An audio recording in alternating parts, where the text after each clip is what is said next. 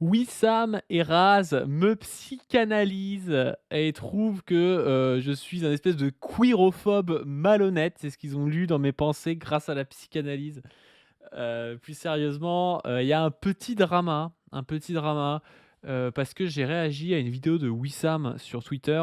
Une vidéo de Wissam où il reçoit plutôt qu'il regarde, même s'il doit la regarder j'imagine pendant l'interview, Morgane Merteuil, donc qui est une, militante féministe, ancienne travailleuse du sexe, qui parle pas mal de travail du sexe du coup et de féminisme, dans une interview dans un talkie oui oui.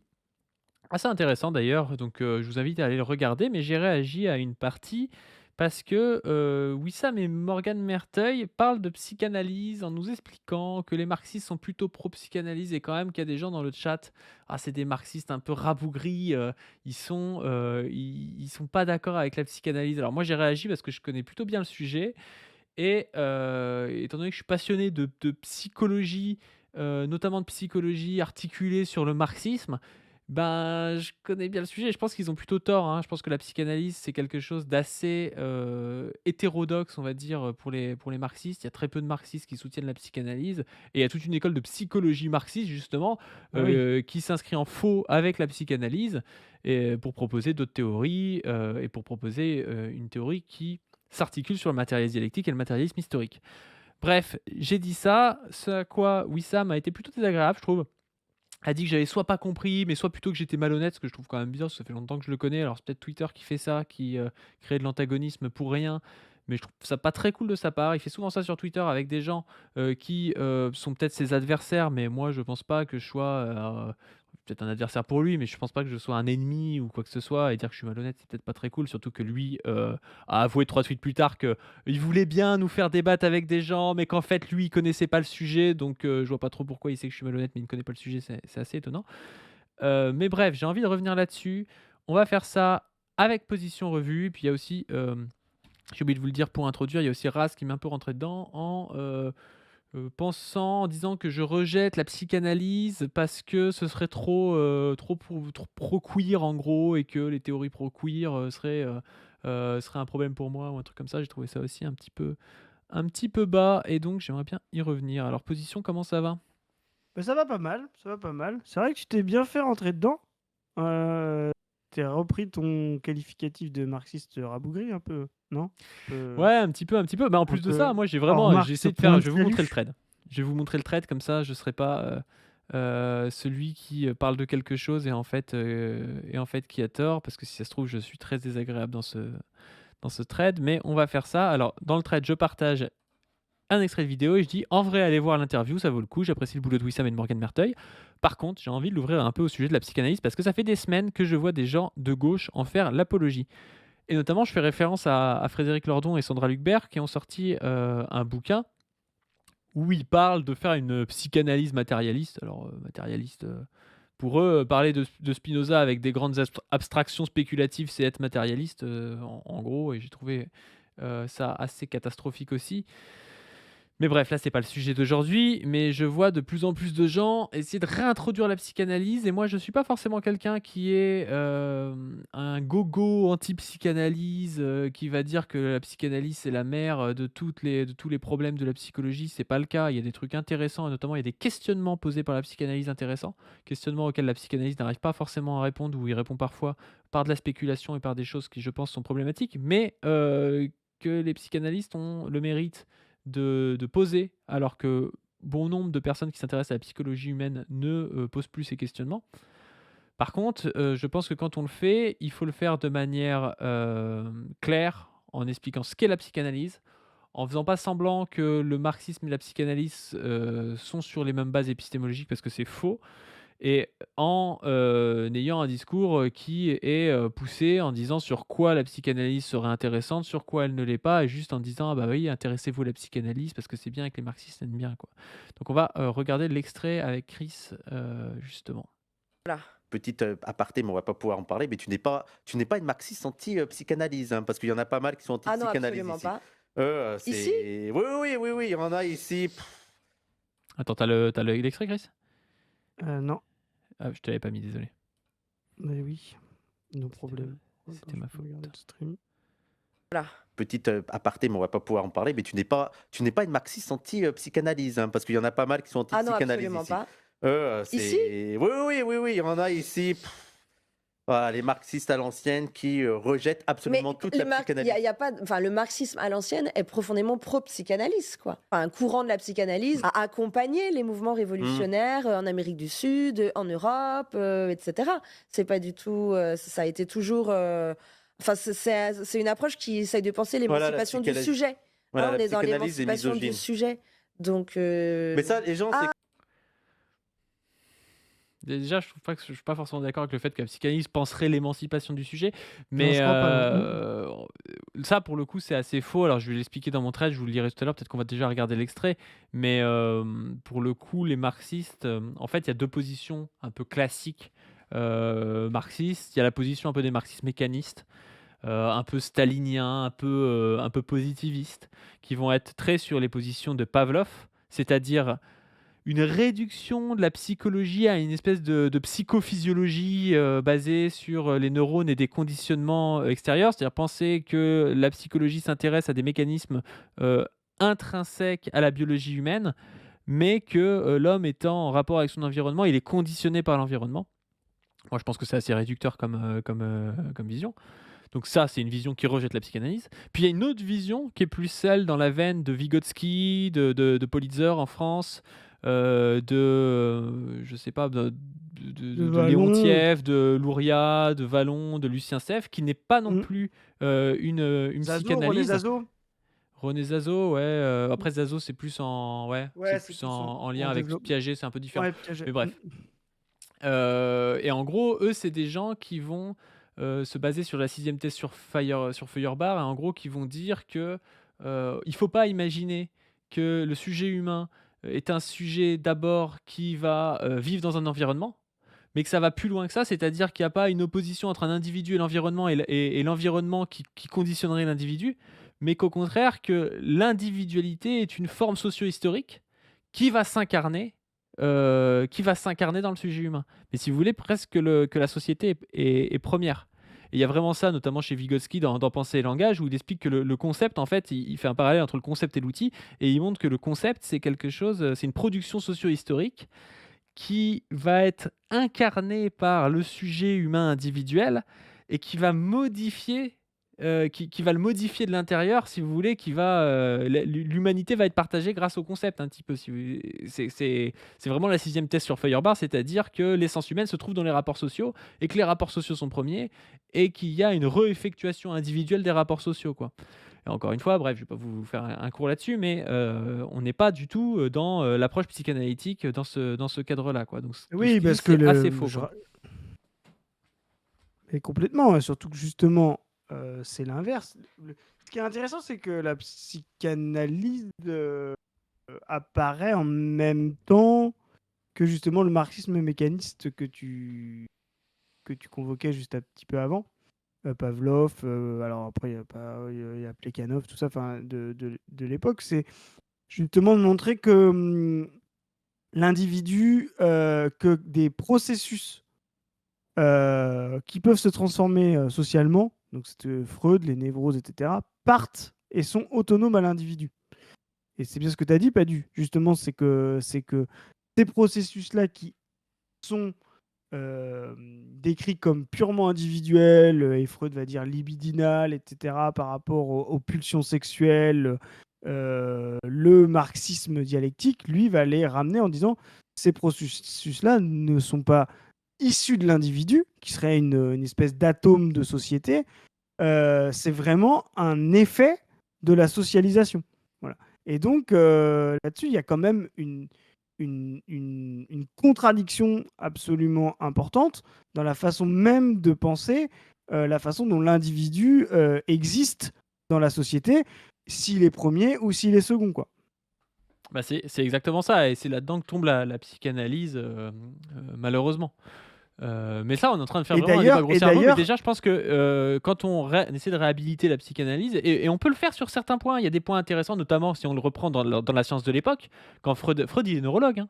Tu vois, donc je veux dire, il arrive en essayant de voir que, en fait, ce qu'il étudie et ben, ça tarde pas à se résoudre que par la neurologie. Et donc il y a déjà une critique de ce positivisme, C'est ça. très, Et d'ail neuronal, très et on va disséquer les gens et trouver tous leurs problèmes à l'intérieur de leur cerveau. Ça, c'est intéressant. Par contre, en rester à cette vision-là, 120 ans après, c'est peut-être pas l'idée du siècle, quoi. Alors évidemment, il y a des développements dans la psychanalyse, mais la psychanalyse va jamais vraiment, à mon sens, arriver à faire ce que fait Vygotsky, par exemple, ou ce que font les psychologues d'inspiration marxiste, c'est-à-dire considérer, qu'au fond, il y a une douille dans la différenciation individu-société. Cette espèce de dichotomie, opposition,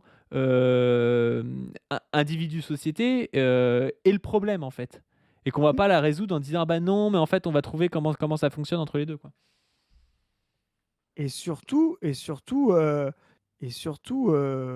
c'est pour ça qu'elle aura 2 aspects réactionnaires ou progressistes, parce qu'on peut en parler aussi des gens qui ont essayé de mobiliser la psychanalyse de manière progressiste aussi. Mmh. Comme il y a des effets de pulsion, des effets autonomes qui partent de l'individu, qui serait, comme on l'a dit tout à l'heure, une monade, un objet, chez Freud, et que lui, il va réintégrer, tu as raison, hein, il va réintégrer il va essayer de comprendre le social là-dessus, c'est-à-dire, le refoulement, la névrose, et cetera. Il réintègre la société comme, ce sur quoi se percutent justement ces pulsions. Et donc le refoulement, l'inconscient, c'est justement, bah, le surmoi, les normes, et cetera, qui vont obliger à refaire passer dans l'inconscient des pulsions, heu issues de l'individu. Et c'est là où c'est intéressant parce que justement on voit que de partir de l'individu et de montrer une société justement comme contrainte coercitive, bah, effectivement, il y a des psychanalystes qui vont devenir très réactionnaires et qui vont dire oui, c'est normal que la société réprime ce genre de pulsion libidinale et même quasiment aller sur ça, comment dire, aller là pour ça. Et d'autres, effectivement, plus progressistes, il y aura plusieurs des voix qui vont dire mais non, justement, il faut transformer la société pour faire en sorte qu'elle ne restreignent plus, ne réfrènent plus, quoi. Voilà. Mais dans les deux cas, c'est la même épistémologie. C'est-à-dire, ça part de l'individu et du libidinal et ce n'est jamais vu comme une causalité sociale. C'est-à-dire, les effets individuels, les projections individuelles, etc., ne sont jamais vus comme un effet de la société, sont toujours vus comme concentrés au sein des individus. Mais c'est assez intéressant d'ailleurs, parce qu'il ne faut pas tomber dans l'excès inverse et ça, Lucien Sèvres, il le montre bien dans Marxisme et théorie de la personnalité, c'est-à-dire de considérer l'individu comme une espèce de superstructure, si tu veux. Parce que si tu fais ça, en fait, tu finis par réduire, en fait, l'individu en le dissolvant dans la société totalement, tu vois? Et il utilise une expression, tu sais, je l'avais posté sur Twitter, je sais pas si tu avais vu l'extrait que j'avais posté de Lucien Sèvres. Ouais, Lui, ouais. il utilise justement l'expression de juxtastructure. Il dit en fait l'individu est engrainé latéralement dans la société. C'est-à-dire qu'il est toujours en lien avec la société et il dit, et c'est pas juste une juxtaposition où à la fois la biologie individuelle est importante et la société est importante. Il dit non, la société surdétermine en fait l'individu. Mais il n'est pas réductible totalement à l'individu parce qu'il y a des caractéristiques, je sais pas, éthologiques, Mhm. des facteurs neuronaux, des choses comme ça qui existent quand même chez l'individu, mais qui sont surdéterminés par le social, tu vois. Ouais, ouais, tout à fait. Ce qui évite de dire, parce que tu sais, il y a une approche un peu bassement socio-constructiviste, on va dire parfois mal comprise, qui voudrait que l'individu est une feuille blanche totale, si tu veux, et n'est qu'un pantin de la société, tu vois, vers quelque chose comme ça. En Ouais, fait, ouais. c'est pas très fin de le penser comme ça non plus, et ça permettrait pas de comprendre les évolutions, par exemple, en neurosciences. Pourquoi est-ce que les évolutions en neurosciences ont un intérêt pour la psyché individuelle? Ouais, on Et est d'accord. justement, je trouve que des gens, par exemple, comme Lordon tombent là-dedans quand il a une critique des neurosciences, mais qui est 100 ans en arrière, tu vois. Il ne s'agit pas d'opposer d'un côté des gens qui s'intéresseraient aux rapports sociaux et des gens qui seraient plus dans la pure neuroscience. La réalité, c'est qu'il y a une articulation à comprendre entre les deux, tu vois. Et c'est pas parce que tu dis que les rapports sociaux surdéterminent l'individu que tu dois nier tout l'apport des neurosciences, tu vois. Tout l'apport de la science je sais pas, des conditionnements neuronaux, des conduites et des choses comme ça, quoi. Ouais, c'est très juste. Comme Ah je l'ai dit. oui. Non, mais c'est comme l'anthropologie. L'anthropologie, il y a une anthropologie coloniale et de l'autre côté, il y a Gianfranco Oui, mais Ripuccini. comme plein de sciences qui Oui, se sont construites, évidemment, sur des corpus, avec des approches qui ont plein d'œillères, qui étaient en plein dans Et là, je sais pas si tu vois ce qu'il a fait Wissam, il dit, «C'est comme l'anthropologie, il faut pas jeter le bébé avec l'eau du bain» et en fait, et après tu as Morgan Bertrand qui dit: «Oui, comme plein de sciences et tout» et là, je trouve et je le dis dans le trait et c'est pour ça que je comprends pas pourquoi Wissam dit que je suis malhonnête, tu vois? Parce qu'en réalité, c'est vrai, la psychanalyse n'est pas une discipline à part entière, c'est la psychologie qui en est une et la psychanalyse est un courant de pensée dans la psychologie, tu vois? Et personne ne va dire: «Il faut jeter la psychologie, parce qu'il y a eu des conneries dans la psychanalyse», tu vois? Par contre, on peut critiquer, les conceptions psychanalytiques en tant que telles, en disant même qu'il faudrait rejeter la psychanalyse, tu vois? Et ça veut pas dire qu'il faut jeter tous les questionnements que pose la psychanalyse, parce que ces questionnements-là sont d'ordre psychologique. Et je trouve qu'il y a une mauvaise foi en disant: «Ouais, c'est comme l'anthropologie». Bah non, parce que l'anthropologie, c'est une discipline, alors on pourrait même critiquer, hein, l'anthropologie en tant que telle, mais c'est une discipline à l'intérieur de laquelle, bah, il y a différents courants dans l'anthropologie et tout comme la psychanalyse est un courant dans la psychologie, quoi. Ouais, et puis c'est aussi un si on fait faire une analyse un peu plus marxiste, comme on disait tout à l'heure, c'est aussi une discipline qui apparaît, justement quand, l'épistémologie bourgeoise et cetera est, dominante et qui essaye de, comprendre aussi les premières crises du mode de production bourgeois et qui va être obligé justement de ne jamais interroger les structures, heu critique et en crise de la société bourgeoise à la fin du 19e, comme produisant justement des névroses, de la violence, et cetera, de la réaction des individus, tu vois? Et qui va être obligé aussi d'enfouir, dans l'individu, au plus profond de lui-même, justement des écarts à des normes, et cetera. Donc, il faut aussi interroger l'émergence de ça. C'est aussi comme tu le disais, une discipline, je ne sais pas si on l'appelle discipline, science, comme on veut, peu importe, qui essaye de résoudre des problèmes, mais qui essaye de résoudre des problèmes à travers une épistémologie et d'abord une vision du monde bourgeoise, euh, et notamment en plus dans un endroit, bah, tu vois, Vienne, etc., qui est quand même au cœur de la pensée intellectuelle, on va dire progressiste et révolutionnaire à l'époque. Tu vois, c'est vraiment un terrain où beaucoup de problèmes de la société nouvelle bourgeoise se posent. Et donc, il y a effectivement bah, voilà, des gens qui essayent de répondre à des soucis à des soucis que commence à poser la société. Par contre, ils ne peuvent pas les résoudre par des réponses sociales et des réponses de lutte de sujets collectifs. Donc, ils vont les enfouir dans les individus isolés. Une hégémonie idéologique ultra patriarcale, etc. Mais il faut, je pense, séparer ce que ça a pu produire et ce que ça a produit, ce que ça continue de produire, des possibilités que ça offre. Et ces possibilités, y compris non sexistes, non racistes, etc., ces possibilités, elles sont exploitées et elles ont été exploitées par des psychanalystes eux-mêmes, par des militants. Il y a le livre génial, là, que vraiment, si vous êtes À la en C'est très bizarre parce que, après, je pense que c'est parce que c'est des gens qui s'intéressent plus au sens social, mais ils parlent de psychanalyse et puis ils t'en parlent, c'est comme si c'était une théorie de la société, tu sais. Comme si c'était une sociologie. Ils te Ouais, disent, enfin, je veux dire, faut quand même. là, c'est pas La, la- possible. la- la psychanalyse, c'est quand même avant tout quelque chose qui est développé par quelqu'un qui veut soigner des gens qui auraient des troubles, des problèmes, des conflits psychiques, des choses comme ça, quoi. Avant d'être quelque chose qui servirait à la sociologie. Et donc, si on veut évaluer l'efficacité ou non, l'intérêt ou non de la psychanalyse, ça se passe quand même plus dans ce champ qui est le champ de la psychologie que dans le champ de la sociologie et de la lutte des classes. Parce qu'en plus de ça, si on veut comparer l'efficacité pour la lutte des classes entre le marxisme et la psychanalyse, je pense on va pas se faire des amis, tu vois. Je Ouais, pense c'est que c'est même encore que pire ça qu'en mérite soit pas une un. capsule, quoi. Tu vois, Oui, je bah veux oui, dire, oui.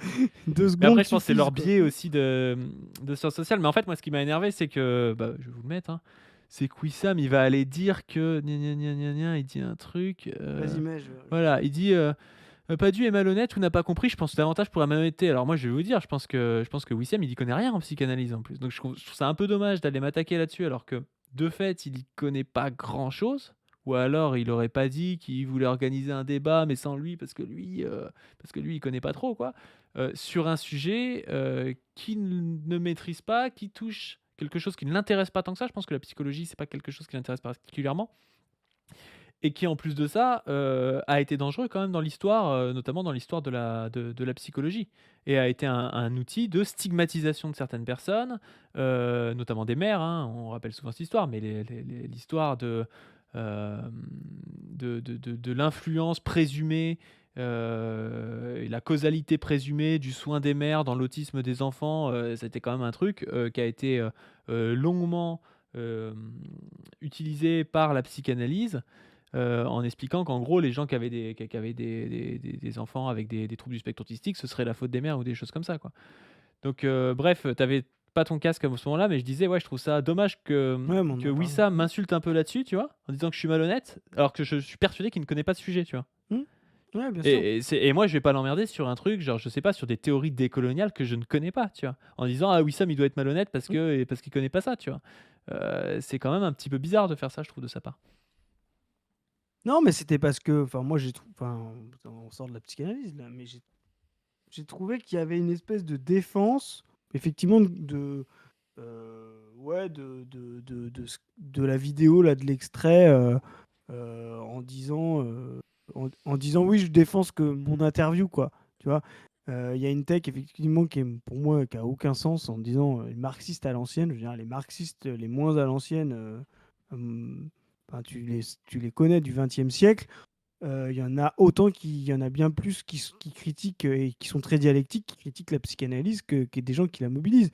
Déjà, les grands penseurs marxistes qui mobilisent enfin, il n'y a pas de très grands penseurs marxistes, moi, qui mobilisent vraiment la psychanalyse. Peut-être le plus grand, c'est Marcuse. Je sais pas comment Ouais, probablement, tu le ouais. vois. Je pense que c'est Marcuse. Bon, bah, même Marcuse, pour bien Mmh. connaître les thèses de Marcuse, les autres, enfin, tu vois, les autres, si tu prends Reich, je sais pas, Atkins, etc., c'est des gens, bon, un peu hétérodoxes, quoi. Marcuse est un très grand penseur marxiste, mais même lui a un peu échoué dans ses travaux. Je veux dire, l'homme unidimensionnel, etc. Bon, bah, finalement, c'est des travaux qui se sont révélés extrêmement peu pertinents pour décrire la société des années 60-70 et surtout son devenir dans les années 90, quoi.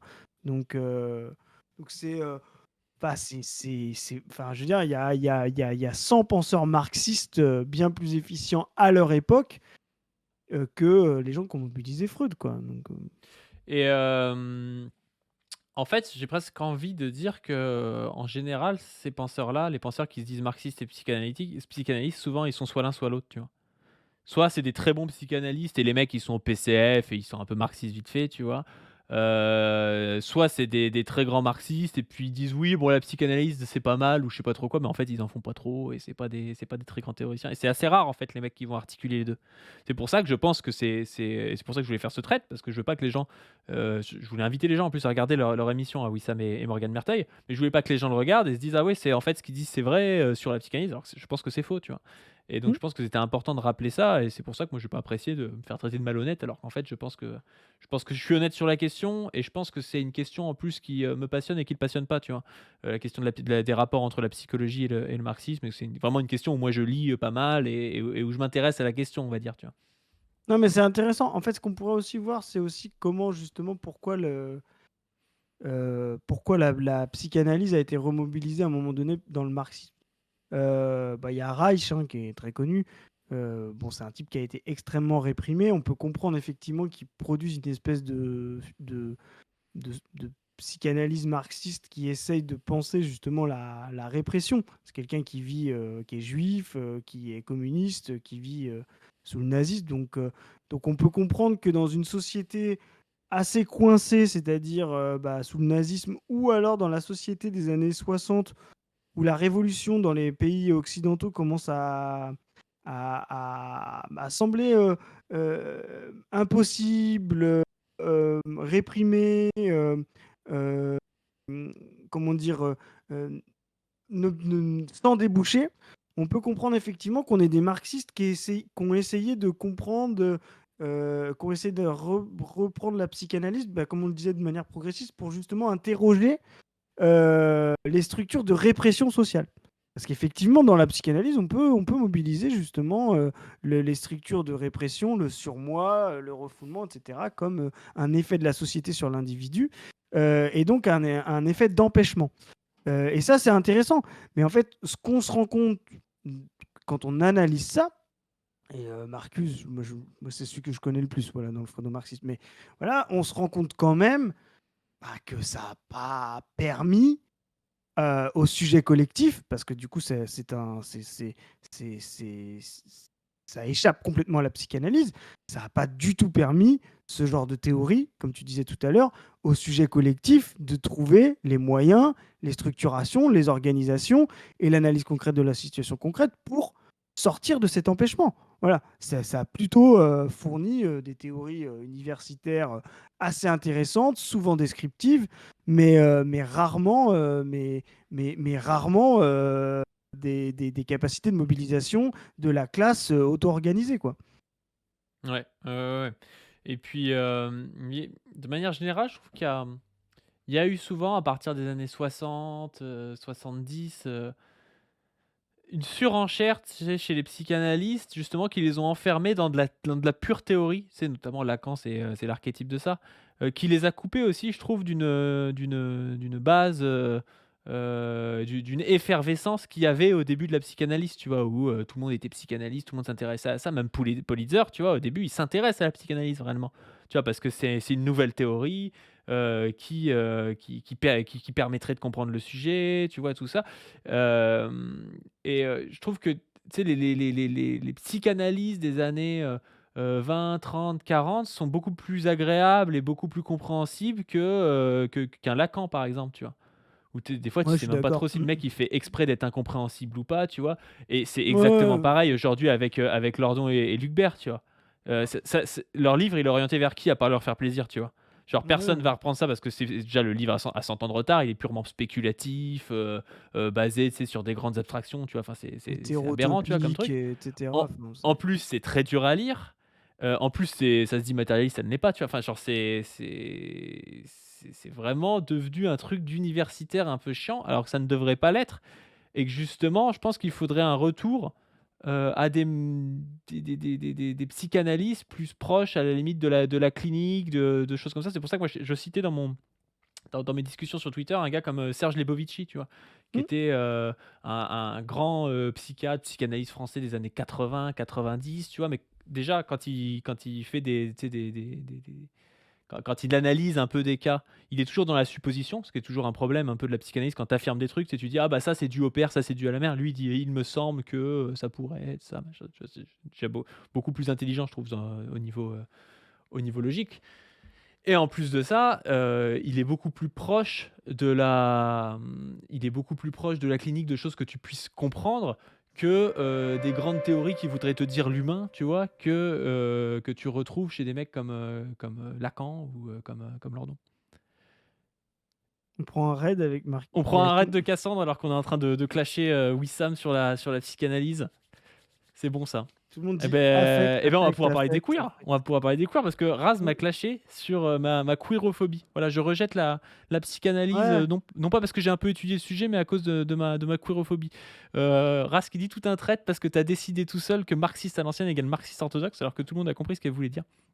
En tout cas, dès que ça devient Non. queer compatible, t'as pas l'air d'aimer.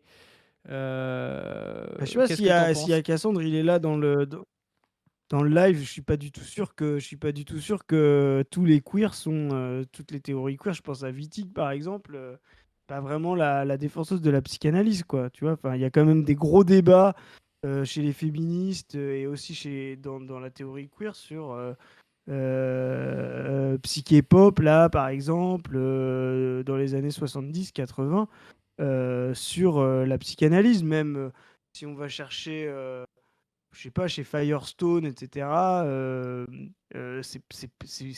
c'est autant attaqué par les mouvements féministes et les mouvements queer, la psychanalyse, que ça peut être mobilisé par le mouvement féministe. Donc, enfin, vraiment considérer que la psychanalyse est, on va dire, euh, essentiellement pensés comme progressistes par la théorie féministe ou la théorie queer, franchement, ça recouvre pas du tout les débats théoriques qui sont extrêmement violents, qui ont été extrêmement, euh,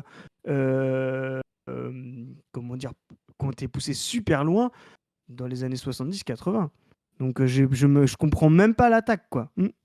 Moi, j'ai envie de défendre un peu la psychanalyse par rapport à ça.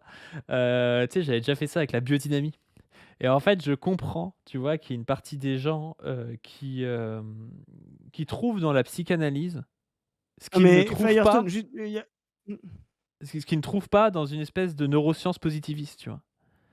Et je pense qu'il se plante un peu en faisant ça, parce que je pense que c'est pas la meilleure théorie pour essayer de comprendre le sujet humain, tu vois. Tout comme je pense que la biodynamie n'a pas d'intérêt, tu vois. Mais tu vois, j'avais expliqué ça une fois en disant, bah t'as des mecs, tu sais, qui sont en réaction un peu à une espèce de surindustrialisation des choses, où tout est fait pour faire du profit et pour ne pas respecter la nature, et qui vont vouer un culte à la nature, tu vois.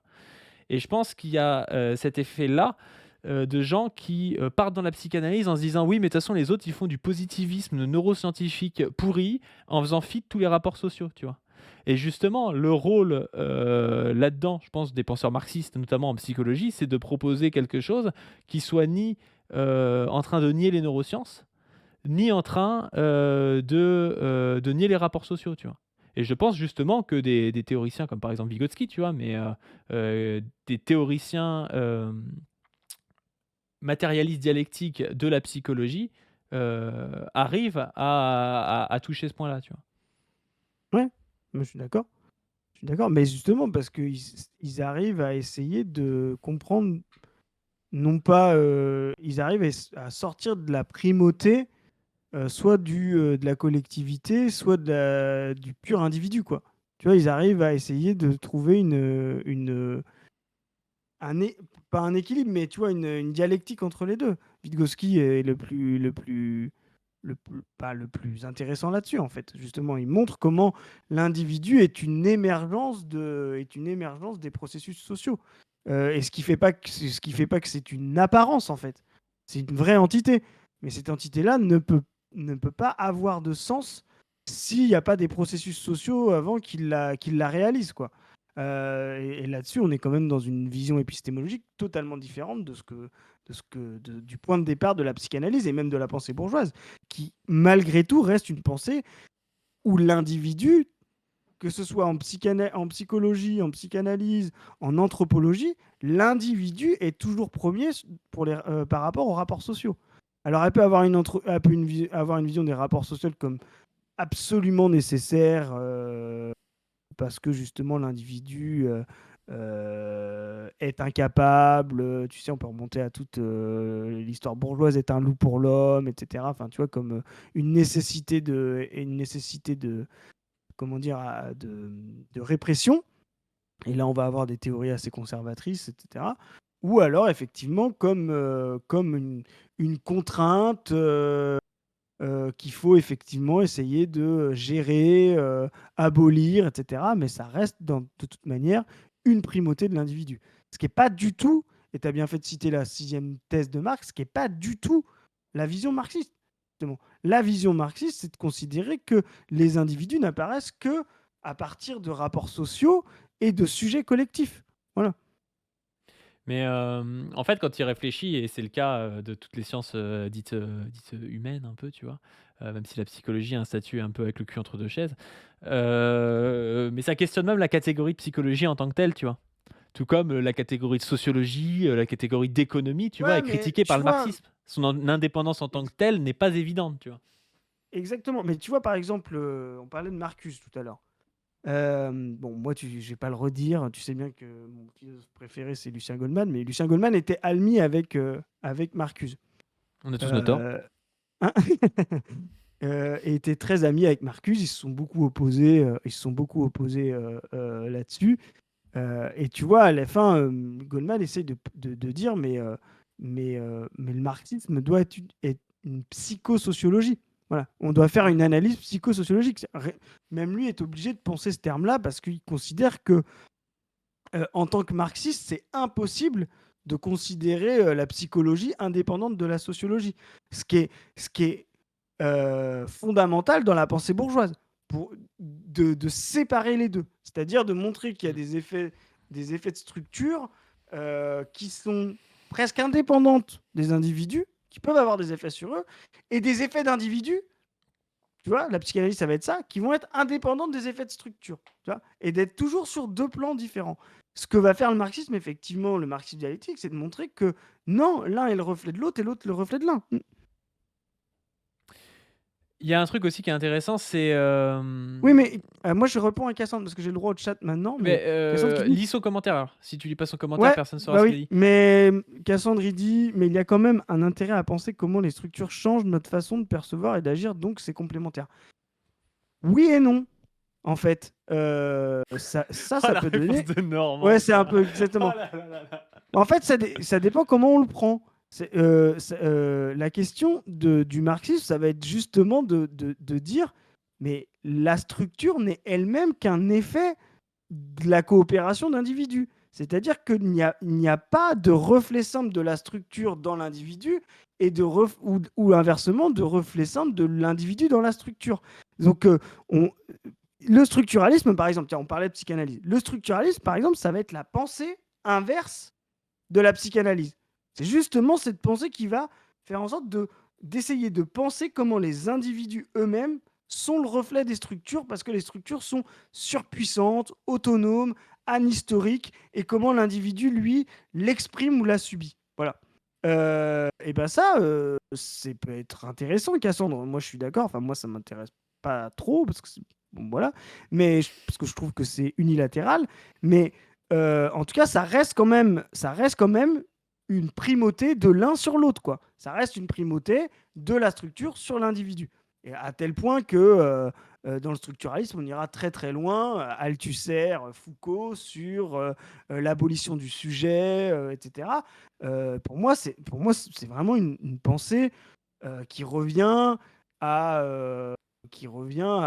un matérialisme pré-kantien, à Spinoza, etc. Enfin, pour moi, c'est vraiment une vision hyper statique. D'ailleurs, c'est pas pour rien que les mecs comme et Althusser vont défendre d'un côté un hyperstructuralisme et de l'autre côté réintroduire la psychanalyse, tu vois. Exactement. Et parce que justement, ils peuvent pas avoir une psychologie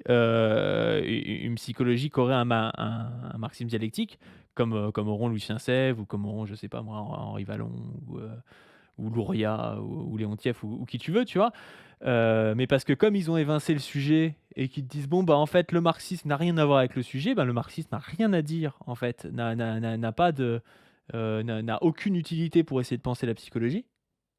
Et donc du coup ils disent ah bah la psychologie c'est le champ de Freud et puis on le laisse à la psychanalyse, tu vois. C'est intéressant de voir qu'ils marchent sur leurs deux jambes comme ça et qu'ils réintroduisent un peu un dualisme en fait en Ouais. quelque sorte. Ils ont pas. Bah, bien sûr, bien sûr. Mais c'est marrant parce que Cassandre dit, tu veux dire que la différence est la resignification des signes. On agit aussi autrement, on dirait du Butler. Non, mais déjà, c'est marrant de citer Butler quand on essaye de faire du marxisme, parce que Butler est quand même une grande lectrice du jeune Marx. Donc, c'est plutôt Butler qui fait du marxisme quand elle pense ces termes. Et non, l'idée, c'est pas de revenir à Butler. Butler, le maximum qu'elle peut faire, c'est de faire de la théorie du reflet. Butler, comme le problème de Butler, comme toute son épistémologie, bah, Est-ce que tu peux expliquer ce qu'est la théorie du reflet? Parce que là, on va être écouté par 20-30 000 personnes sur YouTube qui ne connaissent pas la théorie du reflet. Mais la théorie du reflet, c'est justement de considérer que les structures se reflètent ou ont une rémanence sur les individus et du coup, l'individu réagit à la structure et qu'il peut justement transférer cette structure par cette rémanence et ce reflet. Donc, c'est toujours un effet de l'un sur l'autre, l'autre sur l'un, mais il y a toujours une espèce de causalité de l'un sur l'autre et de l'autre sur l'un. Ça, c'est une théorie marxiste assez basique qu'on a vue dans les années fin du 19e, etc., pour justement essayer de penser l'individu et les structures. Bah justement, et c'est exactement une façon de mettre la performativité des individus. Ce qui pose problème dans cette pensée-là, c'est que c'est une pensée qui est antidialectique et qui évacue la catégorie fondamentale du marxisme, qui est le sujet collectif. Il n'y a pas chez Butler de sujet collectif, il n'y a pas chez Althusser de sujet collectif. Et quand tu évacues le sujet collectif, tu évacues le marxisme. Parce qu'il n'y a pas de lutte entre sujets collectifs. Donc, Marx, que fait Marx, et il faut lire les thèses sur Feuerbach là-dessus, justement, ce qui montre dans les thèses sur Feuerbach, c'est que ces pensées-là, au mieux, et il critique Feuerbach justement sur ces pensées-là, qui sont des pensées matérialistes, comment il dit, pas du matérialiste contemplatif, en fait. Oui. Voilà. Donc, c'est des pensées matérialistes contemplatives, très structurales, etc. Euh, et, euh, et c'est des sujets qui ne font pas place, où le sujet collectif, c'est-à-dire la façon de penser la coopération des individus comme absolument première dans la construction et des rapports de production et des structures mentales et des structures et des rapports sociaux, bah non, effectivement, ça existe pas chez Butler et ça existe même pas chez des marxistes comme Althusser. Donc, et c'est ça qui est évacué aussi dans la psychanalyse, justement. Dans la psychanalyse, il y a ou de la structure ou du sujet individuel, mais il n'y a jamais du sujet collectif. Et du sujet Évidemment, collectif. c'est tout le problème d'ailleurs de partir du sujet, hein. C'est souvent un truc que ne pensent pas les scientifiques, tu vois? Les scientifiques un peu bas du front, tu vois? Mais tu sais, ils ont l'impression, les positivistes comme ça, de choisir des trucs et ils se disent: «Bah tiens, l'individu, bah évidemment, ouais, je vais m'intéresser à l'individu», comme si l'individu le découpage du réel en partant de l'individu n'était pas déjà un découpage, biaisé, tu vois? Exactement. Et c'est ce que tu rappelles tout le temps avec la différence entre Arbitraire. jugement de fait et jugement de valeur. Les mecs te disent: «Ah bah non, mais je suis parti de l'individu et j'ai pris des faits sur l'individu, j'ai pas mis de jugement de valeur, je ne suis pas dans l'idéologie». Mais déjà s'intéresser à l'individu en tant que tel, comme si c'était, ce qui était premier, c'est déjà avoir fait un découpage du réel et Mmh. avoir fait un choix. Alors il s'agit juste de l'assumer ou alors d'en être conscient, et les mecs qui en sont conscients, et souvent les grands scientifiques sont conscients un petit peu de leur biais et donc du coup sont intéressants par rapport à ça. Mais c'est justement ça que nous on critique, c'est-à-dire de partir de l'individu. Parce que, l'individu, et même au niveau anthropologique pour le coup, l'individu est une production socio-historique. Il n'y Ouais. a pas, Mmh. chez les groupes, d'hominidés, qui sont, comme ça, je sais pas, en groupe de quelques dizaines d'individus, pour le coup, d'individus au sens moderne du terme. C'est-à-dire qu'on a des gens qui ont une pratique collective, qui vont reproduire, une praxis, qui vont essayer, de survivre, qui vont essayer d'agir sur l'environnement. Ils n'ont pas d'abord une conscience individuelle, puis ils se mettent ensemble pour faire un groupe. Ils sont d'abord groupe, puis ils développent une conscience individuelle à travers l'histoire. Mmh. T'as Et pas cassant. d'individu dans un groupe de gorilles, par exemple, tu vois? Non, Ça non, veut on est pas d'accord. dire il y a pas des préformes de conscience individuelle chez le gorille, c'est pas le problème. Mais par contre, t'as pas de conscience individuelle et d'individu au même titre que nous, on a aujourd'hui chez des préhominiens. Par contre, tu vas avoir le développement de ça à partir d'Homo sapiens, et même un petit peu avant, tu vois? D'Homo habilis, à partir du moment où on va commencer à avoir des outils, des choses comme ça, on va avoir de plus en plus de développement de conscience individuelle. Et le truc, c'est que, une fois que l'individu est produit, les mecs repensent le coup, tu vois, à partir de la fin, en partant de l'individu, tu vois?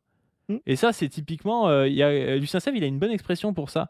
Il parle, tu sais, comme il y a le fétichisme de la marchandise, il dit le fétichisme de la personnalité. C'est-à-dire, tu prends un truc qui est arrivé à la fin, tu l'extrais des rapports sociaux et tu dis: «Ah bah, je m'intéresse à ça. Je Mmh. m'intéresse à ça», et Tu puis, l ça existe en soi, tu vois? Mais il serait mieux de dire, il pourrait mieux de prendre le terme de Lukács, la réification. C'est-à-dire justement, effectivement, à la fin, ce rapport social-là, c'est-à-dire cette production socio-historique et qui est l'interaction, la coopération de sujets individuels, devient une espèce d'objet anhistorique qui aurait toujours été là, etc. Il a raison, Sèvres, de l'exprimer comme ça. Cassandre dit les deux sont complémentaires. Non, en fait, ce que va dire le marxisme, je vais après définir le sujet collectif, ce que va dire le marxisme dialectique va dire l'individu et la société ne sont que des aspects de l'activité des sujets collectifs et de leur lutte entre eux. C'est pas il y a les deux et les deux sont complémentaires. Ça, ce ne sont que des aspects des sujets collectifs et de la lutte entre sujets collectifs. Qu'est-ce que c'est un sujet collectif? Un sujet collectif, c'est un fait de conscience partagée et de coopération entre plusieurs individus. Tu l'as bien dit à l'instant, pas dû. Comment ça apparaît? justement quand il y a besoin, et ça tu peux aller plus loin que moi parce que tu connais encore mieux les théories sur la conscience avec Tran du Tao, etc. Comment le sujet collectif apparaît? Il apparaît comme une nécessité d'agir ensemble, de coopérer ensemble pour une transformation commune. Donc ça veut dire qu'un sujet collectif, ça peut être toi et moi qui portons une table. Voilà. À partir du moment où on porte une table ensemble, on a besoin d'une interaction de nos consciences pour désigner le même objet, synchroniser nos mouvements, etc. Et donc, pendant une fraction de seconde, quelques minutes, on va porter cette table et on forme un sujet collectif. Ce que va dire le marxisme, et c'est ce qu'il va définir comme la classe, il va dire, à un moment Juste, donné... c'est même l'inverse. On a d'abord une conscience commune quand on porte la Exactement. table, qu'on va incorporer individuellement après. Exactement. Et donc, ce que va dire là, c'est qu'il y a on appartient dans notre vie, dans l'histoire de notre vie, etc., à plein de sujets collectifs.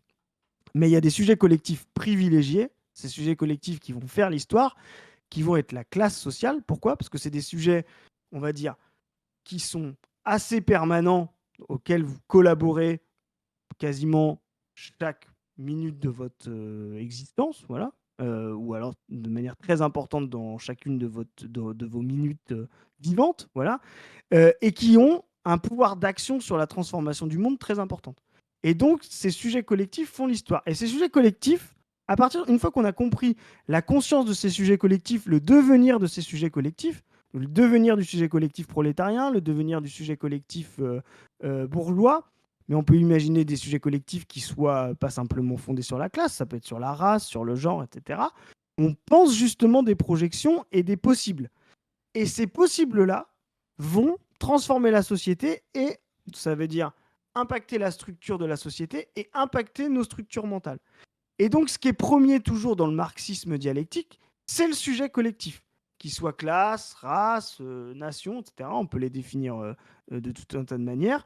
Et ça, cette activité du sujet collectif, lui, il va fabriquer chez vous des structures mentales et fabriquer en simultané des structures sociales qui seront justement ce qu'on va appeler, ce que malheureusement on appelle la superstructure juridique, etc. Voilà. Donc, et donc ça, c'est une épistémologie qui n'existe pas en fait dans la pensée bourgeoise. La primauté du sujet collectif et leur lutte dans la compréhension des individus en simultané de la compréhension sociale. Il y a un truc très intéressant, il y a Ras qui dit c'est facile de critiquer l'exploration de l'individualité quand notre individualité est dominante. Mais justement, ce qu'on dit, faut pas qu'on se comprenne pas. On ne dit pas qu'il faut pas s'intéresser à des gens qui ont une individualité qui est dominée, je sais pas, par exemple, être trans, être une meuf, être racisé ou je sais pas quoi. Ouais. Ce qu'on dit, c'est que quand tu es une meuf, si tu es dominé, c'est parce que tu appartiens à un groupe social qui est le groupe social des meufs. Et que ton individualité en tant que meuf, il n'est pas intrinsèque à toi d'abord, puis tu contractes dans la société avec d'autres personnes pour former un groupe de meufs. Mais en fait, c'est le sujet collectif femme qui est intériorisé en toi. En fait. C'est juste ça qu'on dit. Mais on ne dit pas du tout qu'il ne faut pas s'intéresser aux trans, il ne faut pas s'intéresser aux meufs, il ne faut pas s'intéresser aux racisés. C'est pas du tout ça qu'on dit. Évidemment que tu as raison. C'est facile de dire, moi qui suis un mec blanc, j'ai bon dos si je dis, ah bah non, il ne faut pas s'intéresser aux individus, tu vois. Et même au contraire, justement, moi, c'est ce qui me passionne dans les individus. Hein. Mais les individus, je dis juste qu'ils sont pas premiers. Et je t'ai perdu, je crois. Tu m'entends? Ouais, je t'entends. D'ailleurs, Ouais, juste pour reprendre, c'est ce que dit, tu sais, quand Lucien Sèvres, il parle d'individualisme. Il dit le communisme, c'est un individualisme. C'est justement le maximum de développement individuel. Pourquoi? Parce qu'il n'y a pas un écrasement par les structures, par certains groupes sociaux, d'autres groupes sociaux, où les individus sont baisés, en fait. Parce que oui, aujourd'hui, quand t'es un trans, t'es baisé, tu vois. Mais clairement, ce que tu disais justement à l'instant, c'est très intéressant. C'est qu'il faut un effet justement de contradiction et d'émergence historique et de conditions de production et de force productive pour justement que un sujet collectif féminin apparaisse et permette cette compréhension au sein des structures mentales individuelles. C'est ça que le marxisme va permettre, c'est de dire comment le sujet, alors qu'il y a toujours eu des séparations, etc., dans l'humanité, etc., comment se fait-il que le sujet collectif féminin apparaisse vraiment à tel moment dans l'histoire, en tant que sujet révolutionnaire, transformateur de la société, etc., avec telle condition de production. C'est ça qui va être intéressant. Et la bêtise, ce serait de penser que c'est mécaniste, c'est de se dire, voilà, bah, c'est juste le niveau de développement des forces productives.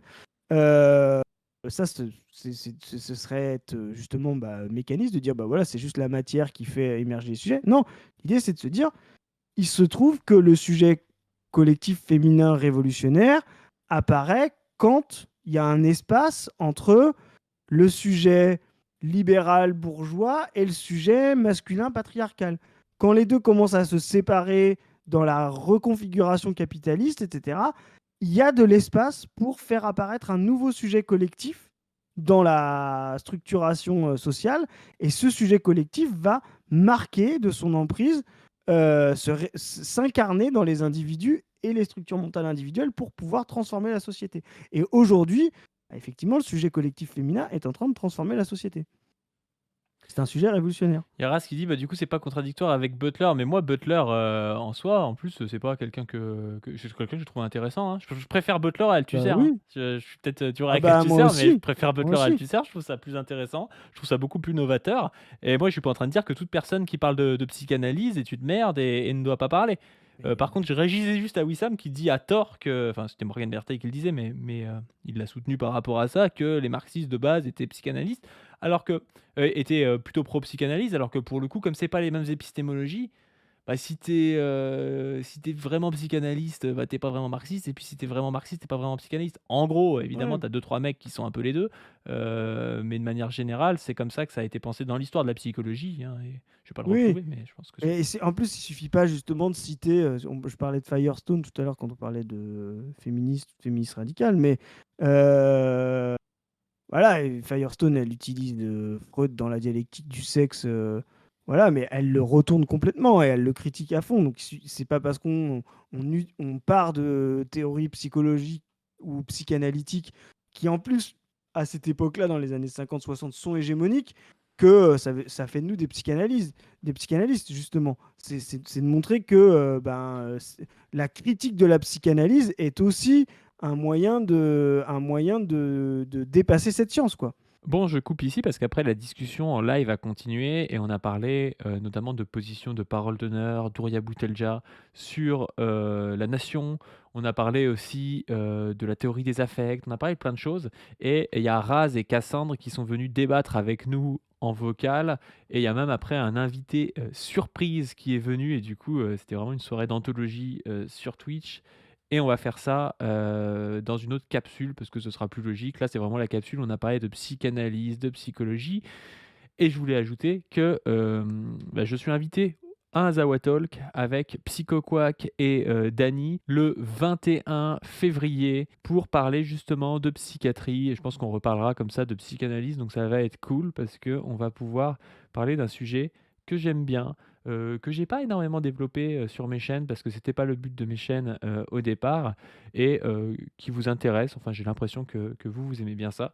Donc sur ce, je vous invite à donner sur le Tipeee comme d'habitude, à vous abonner à cette chaîne et à la chaîne principale, à vous abonner aussi au Twitter de Position Revue, à aller voir le dernier numéro de Position Revue, l'Empire masculin. Et sur ce, je vous dis à